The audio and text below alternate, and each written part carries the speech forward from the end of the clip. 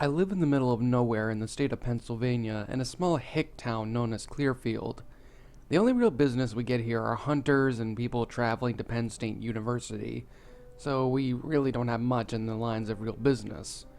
We have many local and chain restaurants along with Pennsylvania's largest gun shop, but there's really no entertainment stores, and many of us here are under the poverty level. Along with that, Clearfield County has a very large square footage and spread out. It's in the middle of the mountain ranges, so it can take hours just to get from one end of the country to the other, especially to those who live in the mountains. It was winter at the time of that happening, and there was a foot of snow on the ground, and the roads were icy, so it took them even longer to get anywhere. I live in an area in Girard and Goshen, near the mountains. Most of the kids I go to high school with are rednecks and hillbillies, so many of them would poke fun at me if they knew that I was a brony. Yup, something you don't see very often. A redneck brony. Because there's so many hicks here, there's not one that can really find our local stores related to My Little Pony. One would have to go all the way to DuBois, which is on the far edge of the county, in order to get anything related to My Little Pony Friendship is Magic. I was at the so-called Clearfield Mall, though you can't really call it a mall since it's just a plaza with a glass hallway in front of an arcade. I was at the Goodwill store. I'm not living in poverty, I just go to Goodwill to see if I could find some really neat stuff like classic records or novels, and was looking through the used DVD section. I came across a DVD case with no cover. I looked inside and saw that there was a DVD labeled inside called My Little Pony Friendship is Magic Princess Twilight Sparkle.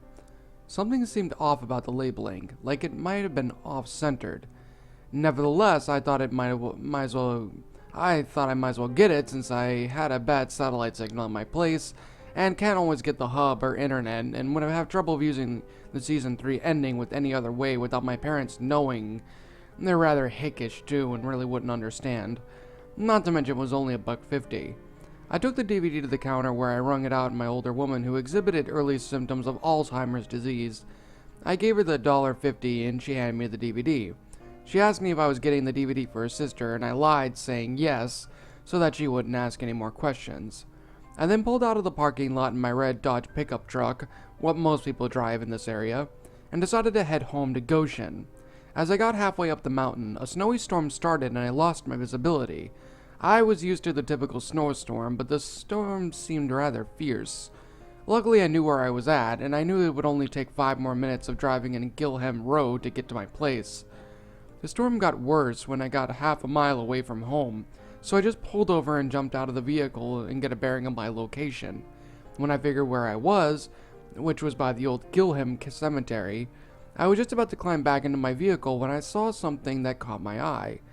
It was a machine gun laying in the snow, the kind that would be illegal for civilians to own, not having any bits of snow covering, which I found odd since the storm here had picked up and the gun showed no signs being covered, as it was just placed there. I took a look at the muzzle and noticed that there were traces of blood on it. I wasn't worried about my own being. I figured it was just probably being used to poach, which we get a lot. I was going to call the police, but I had no cell phone signal. Damn Verizon. So I just drove on and the storm calmed down all of a sudden as I appeared. I drove while it was clear.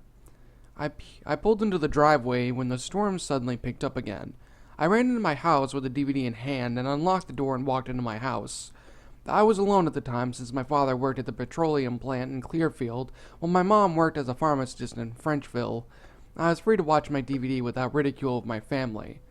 I ran for the TV in my room and popped the DVD into my laptop because I figured with this weather I would lose power at any moment. The disc seemed to take forever to load. I fear it may have been scalped and got a bad disc. However, it eventually loaded and the program started. The DVD seemed to work rather smoothly now. I watched all the episodes contained on the disc, which included Magical Mystery Cure, Games Ponies Play, Magical Duel, Mystery on the Friendship Express, and Lesson 0. I read about this DVD beforehand and knew that there would all be episodes on the DVD, right? Well, when I finished Lesson 0, a pop-up came on my laptop. Flutter.exe requires permission from the administrator to execute or something like that. I had no idea what that meant, so I just clicked yes. From here, things started to become rather bizarre. On the bottom right corner was an interesting caption. Unaired episode, December 14, 2012. It seemed rather odd. The episode I thought would appear to be animated with the Lauren Faust style seemed rather off. The first thing it showed was a sad-looking Fluttershy looking into a mirror. The scene depicted numerous flashbacks that showed so quickly I had to pause it and rewind at times. What I saw when played back slowly disturbed me. The first flashback was of Twilight Sparkle and Spike participating in a very sexually explicit activity, appearing to be a screenshot of the Rule 34 game, Double the Fun. The next flashback was a short clip of Pinkie Pie passed out in her own urine, obviously drunk. The next clip was of Rarity laying in a hospital bed while a doctor held a blurry mass of something in front of her. I paused there and took a screen cap. I pasted it into an art program and zoomed in on the blurry object. I used a program to clarify the blur, and when I saw the final result, I was sickened. It was a bloody pony fetus, with its head nearly destroyed and bloodied. Did Rarity have a partial birth abortion? I continued playing and saw the rest of the flashback. They included Applejack physically abusing Apple Bloom in a manner similar to that of Thearnus towards Cosette and Les Miserables, and Rainbow Dash surrounded by dirty lab equipment. I got a good look at the product around her and figured that it was a meth lab, and that the flashbacks implied that she was a meth maker. The flashbacks ended and I played the clip at the normal speed again. Sinister sounding music started to play, the kind of music you would hear on Criminal Minds. Fluttershy started to show signs of anger, rage even. The next thing I saw was a still photo of her in what appeared to be a Calvar vest. She held a rather illegal-looking machine gun, looking exactly like the one I saw on the road earlier, only animated in the Lord Faust style. She also had numerous machine gun rounds, knives, and handguns strapped around her. She wore night vision goggles. I was getting very concerned. Why would Lauren Faust show such demented imagery and violent objects in a kid's show? The next still photo was of Fluttershy with the vest off, and what I saw disturbed me. She wore white t-shirts with the word Natural Selection written on it in black marker. Natural Selection? Machine gun? Grenades? Knives? What was going on? The first thing I thought was of the 1999 Columbine High School shooting. After 10 seconds of that still photo, it got back to motion.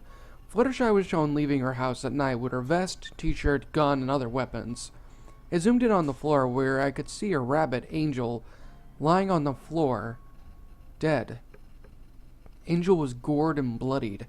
It was rather detailed, but still done in the Lauren Faust style. I didn't like what I feared would happen next. Then it cut to the theme song of the show. It seemed rather normal, but something was off. I could tell the color was off and duller than usual, and that the music seemed slightly flat enough to make me uneasy. When it got to the end of the theme, at the part where it said developed by television by Lauren Faust, it flashed momentarily to a different name. I had to pause for a moment to get a glimpse on the name. What I saw scared me. Developed for television by Sang Hoo Cho, in the typical font usually used, as if officially made. The Sang Hoo Cho, the Virginia Tech shooter Sang Hoo Cho? I knew what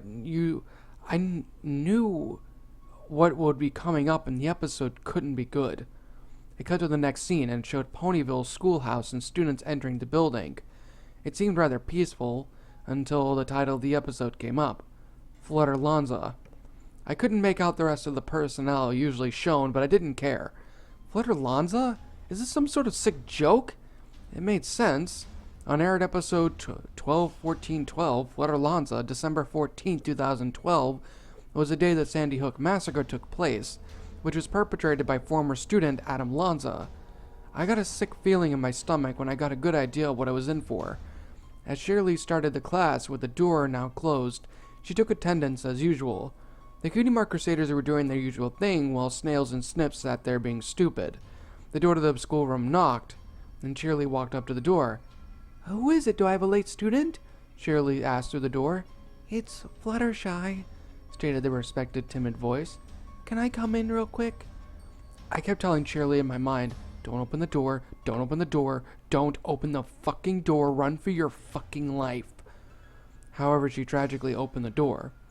As soon as she let the Pegasus in, Fluttershy started shooting at the schoolhouse, killing Shirley first. She just waved her machine gun around, killing every student in sight.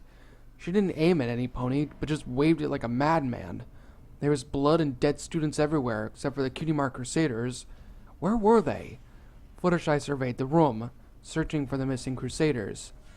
She saw hooves under the teacher's desk from a little slit in the bottom. It cut to the cutie mark crusaders hiding for fear of their lives. Tragically, they wouldn't make it. Fluttershy threw a grenade under the desk and immediately detonated, destroying the desk and mutilating the CMC rather graphically.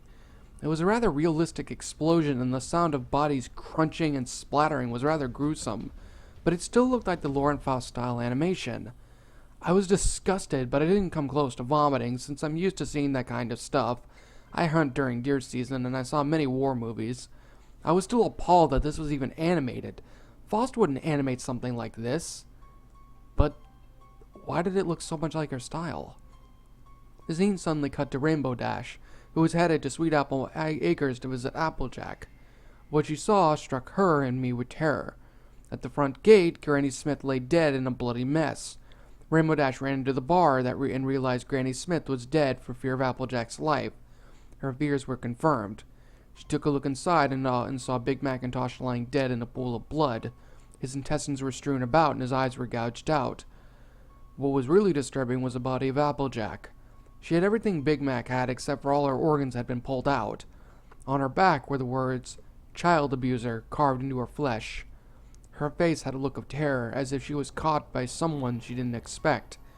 Rainbow Dash expressed sorrow for her fallen friend, but was caught by fear of her own life. Was she next? What was going on? From the shadows, Fluttershy entered. Rainbow stared at her. "Fluttershy!" Rainbow trembled in fear. Did you do this?"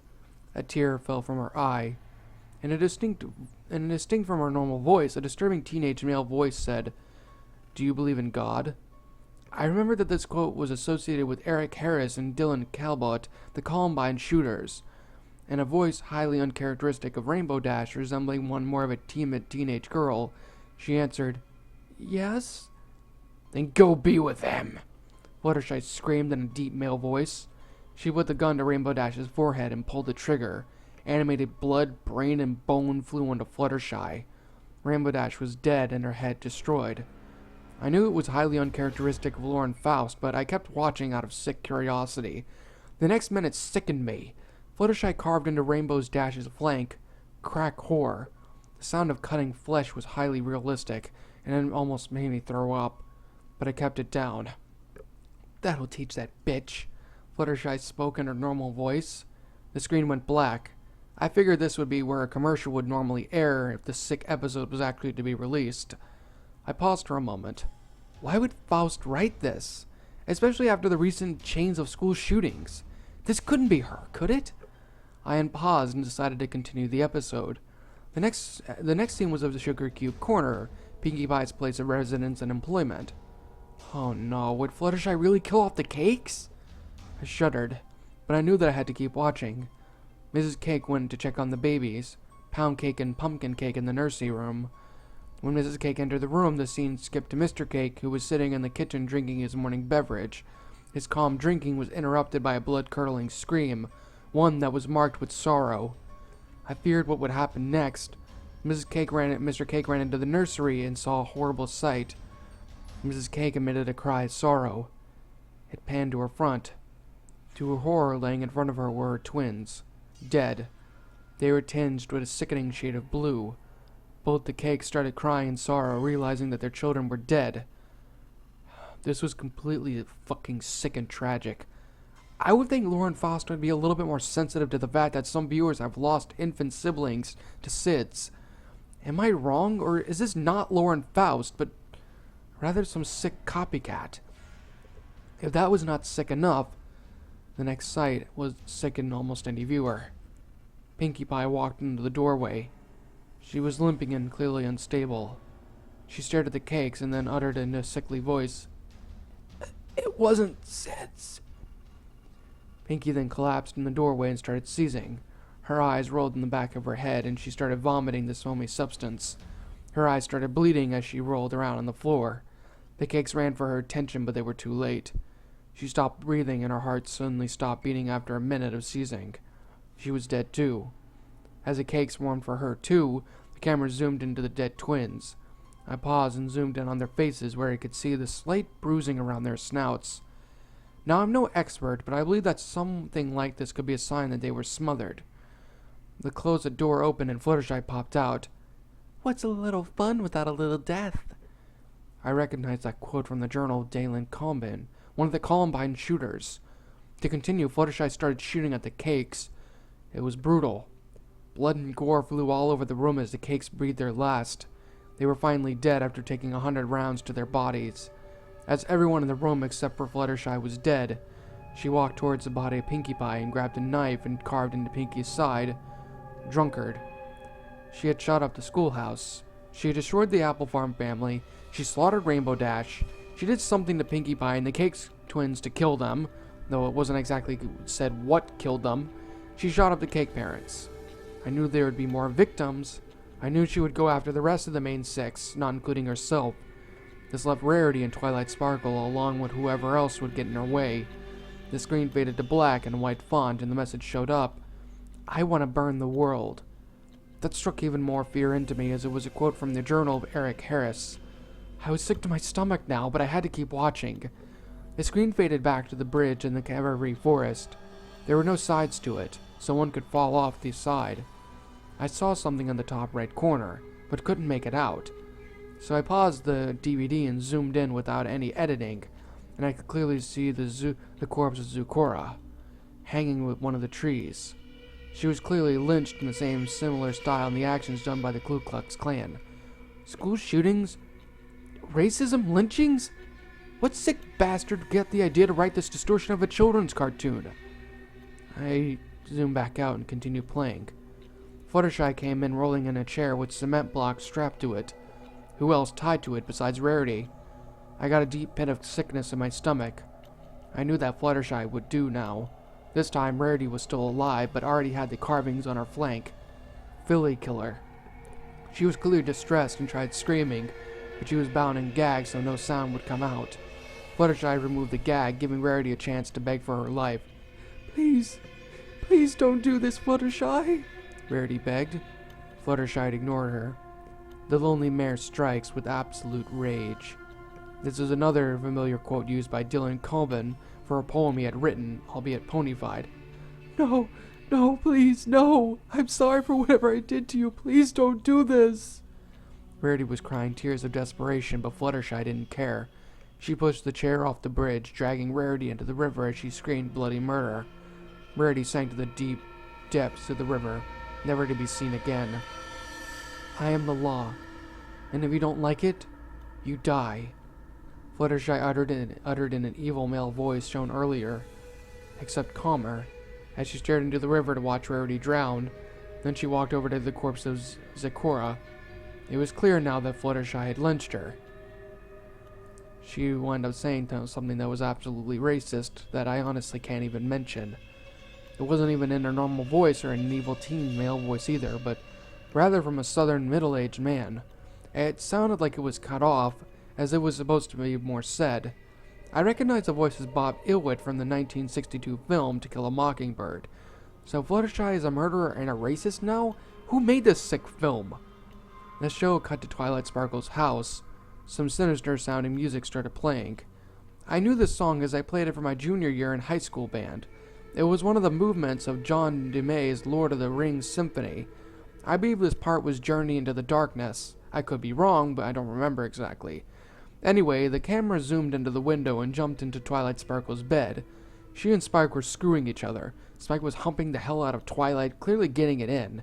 He was pumping and bodily fluids were flying everywhere. Both were moaning and screaming as they pleasured each other. The sinister music was getting louder and more suspenseful. I knew something horrible would happen soon. Both of them eventually climaxed, but their actions they only performed were clearly not enough. I was almost sickened with what I had already seen. I didn't know how it could get any worse.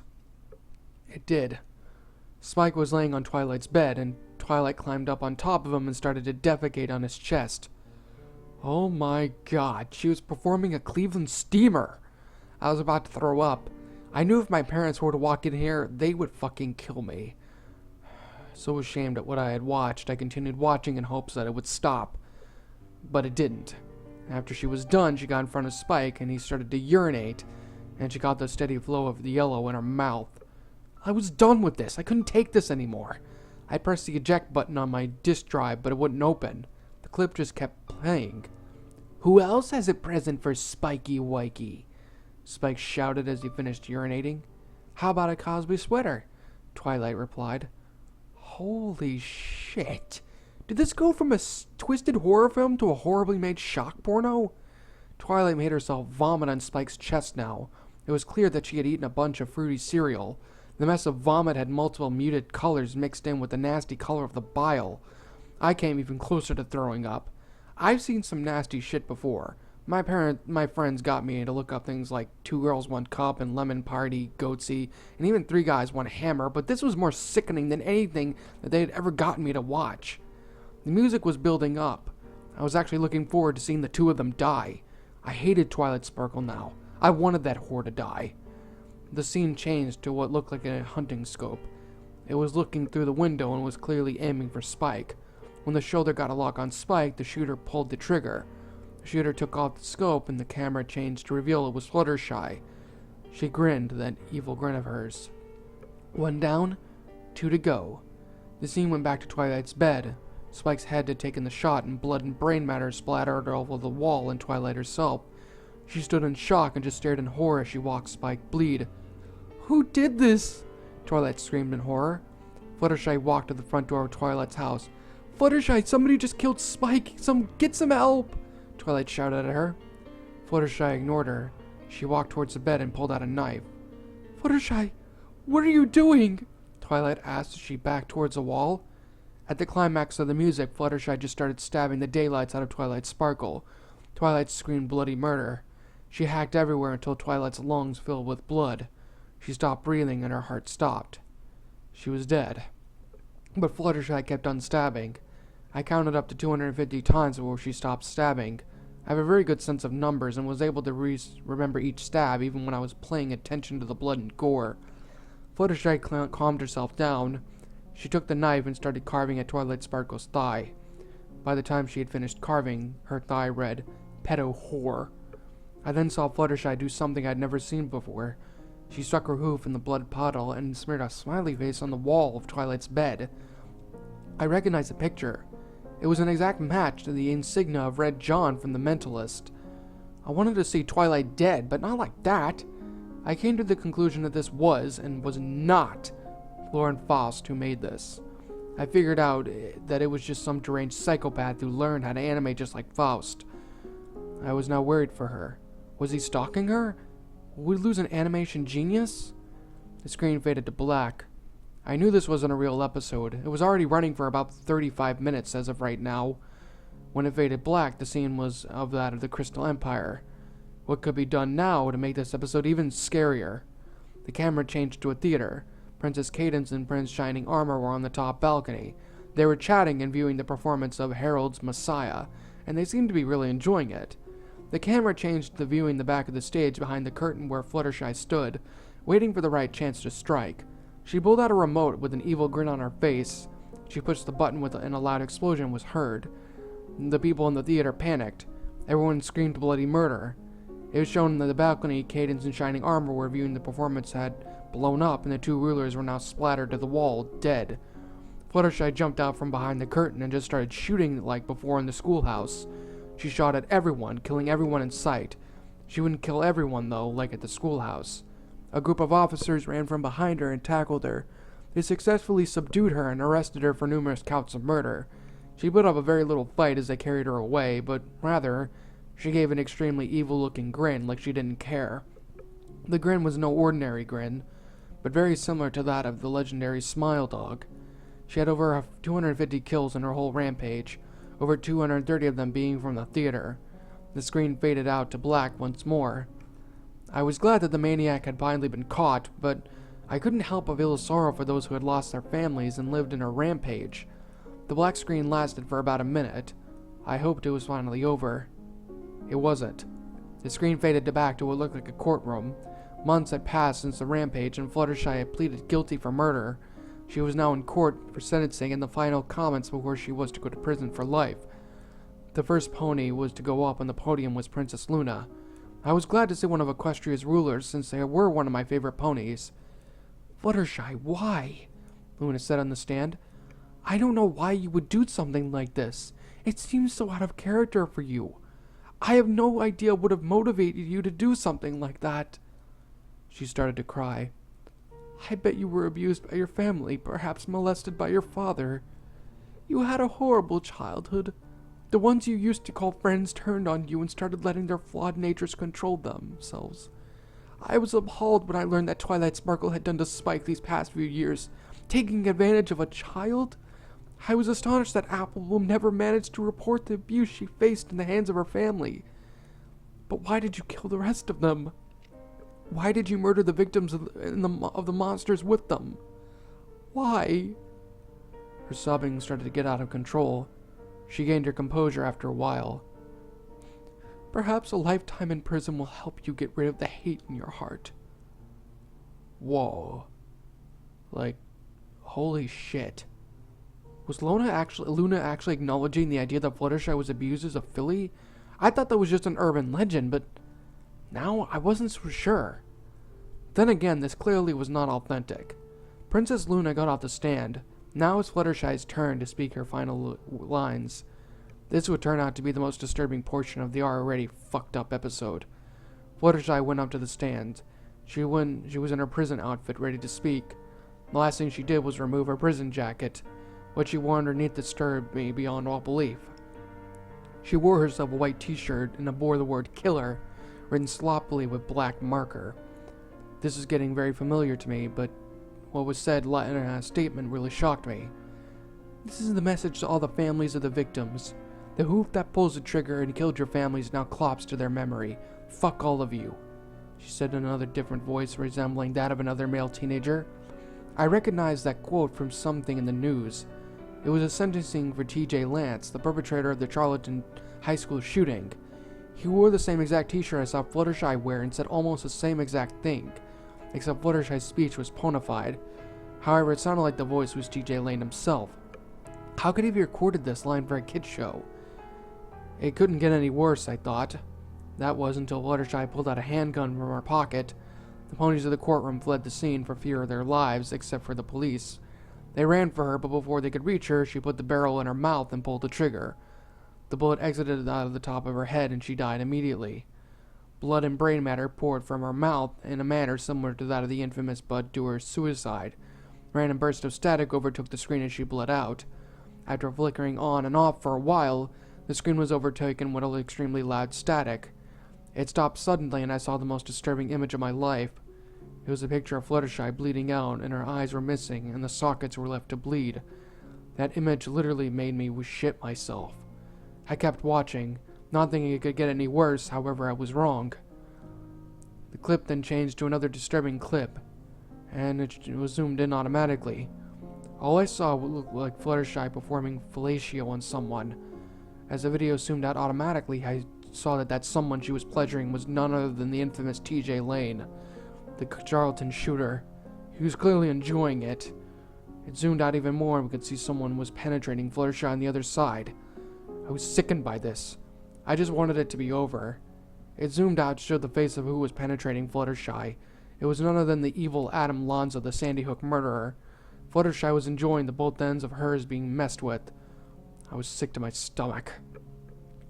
After 10 minutes of this, the screen faded to black and stayed like that for 30 seconds. Was this some sort of sick joke? Who made this? I wanted to find to make the video and slit their throat. I thought the video was over, but I was dead wrong once again. The scene suddenly flashed in multiple colors. It was the most messed up image I had ever seen. It was Adam Lanza once more, only he had no eyes, but only bleeding sockets and blood running from his mouth. The image flashed over and over again in different colors, while at the same time, loud blood-curdling screams filled the room. At this point, I didn't even sound like it was coming from my computer, but rather surrounding me all around my room. I covered my ears and fell over. From there on, everything went black. I woke up 3 hours later in the emergency room at Clearfield Hospital. My parents were standing by my bedside. What happened? I asked my mother rather groggily. I came home and saw you passed out on your bedroom floor. I was worried I would lose you, she sobbed. The doctor said that you had a grand mal seizure, my father said. Does this mean I'm an epileptic? I asked.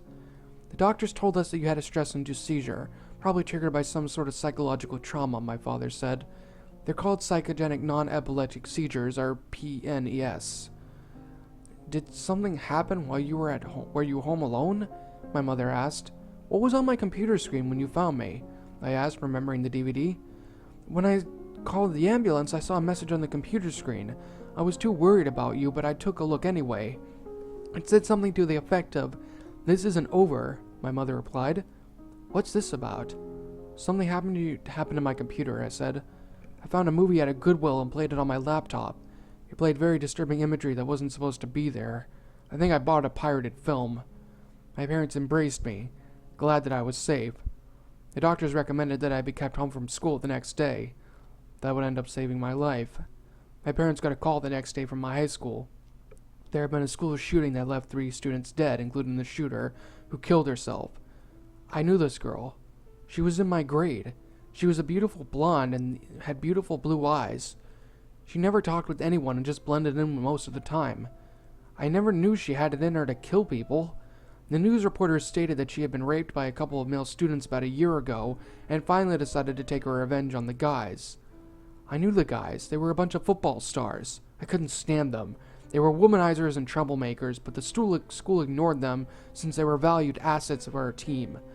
The news also reported a pending investigation into her family's life with recent allegations by her older sister that her father had sexually abused her since kindergarten.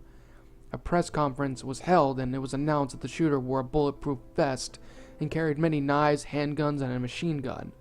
It was also found that she was carrying a small plastic figure of Fluttershy when they searched her house.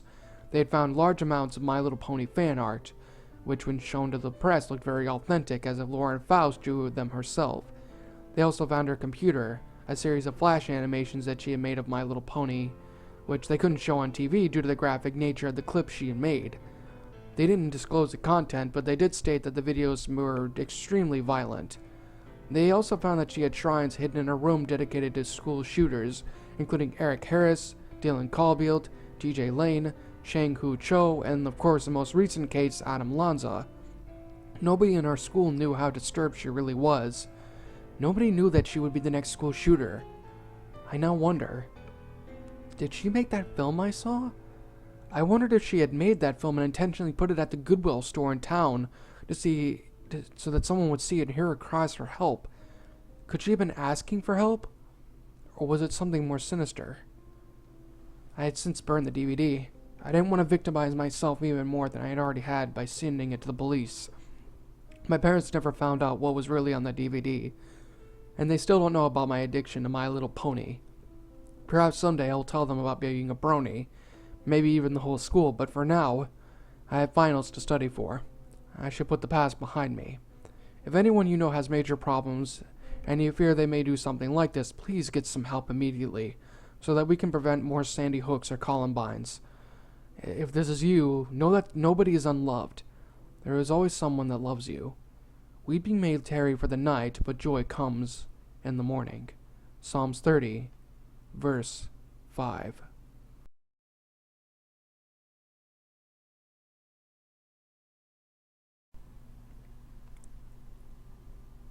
And that, my little shadows, was My Little Pony Friendship is Magic Goodwill DVD, a My Little Pony Lost Episode Creepypasta. My final thoughts on the story? Okay, this story was a mixture of weird, gross, but at the same time was probably one of the most original things I had ever read in my life. Let's start off with the positives of the story first. I'd have to say, when it comes to the startup of creepypastas, this story did it very, very well. It managed to intrigue me and actually, entice me in, so to speak, which I probably wouldn't have gotten myself deeper into had I known what this content was going to have.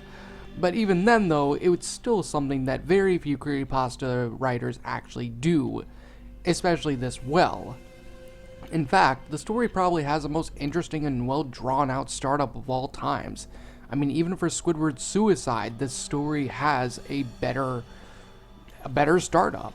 The grammar was very amazing. The concept itself, while disgusting and really weirdly drawn out, was actually kind of original. And if anything, the best thing about the story was so far the realistic explanation for how this video actually came to be.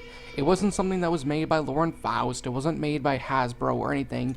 It was made by somebody who was going through a really horrible situation, and, well, pretty much like the story itself says in the end, it was ultimately made as a way of trying to ask for help for a girl who was going through a lot of issues.